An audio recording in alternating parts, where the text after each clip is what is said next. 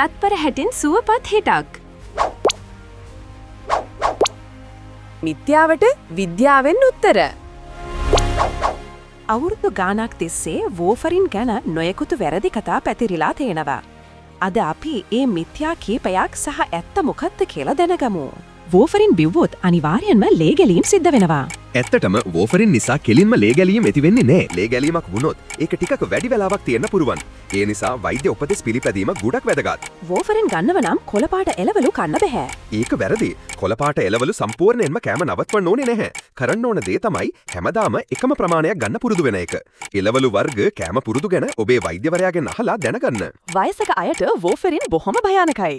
නෑ අංශභාගය වගේ දරුණු තත්ත්වයන් වළක්වා ගන්න වෝෆරින් වලින් ලැබෙන ප්‍රයෝජන තියෙන පොඩි අවධානමට වඩා ගොඩක් වටිනවා.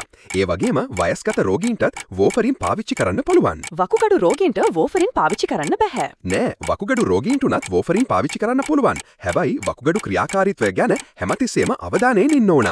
INR අගය වැඩි වුණොත් ඒක වෝෆරින් නිසාමද? ඇත්තටම INR අගය වැඩි වෙන්න වෝෆරින් විතරක් නෙවෙයි වෙනත් හේතුත් බලපාන්න පුළුවන්. ඒ නිසා මේ වගේ වෙලාවක වෙනත් හේතු මොනවද කියලා හොයලා බලන එක වැදගත්. මිත්‍යාවට විද්‍යාවෙන් උත්තර. වෝෆරින් කියන්නේ ජීවිත බේරන බෙහෙතක්. ඒත් INR පරීක්ෂණ නිතර කිරීම සහ වෛද්‍ය උපදෙස් හරියටම පිළිපැදීම අනිවාර්යයි. මතක තියාගන්න ඕනම බෙහෙතක් ගැන සැකයක් තියෙනව නම් ඔබේ වෛද්‍යවරයාගෙන් අහන්න පැකිලෙන්න එපා. තත්පර හැටින් සුවපත් හිටක්.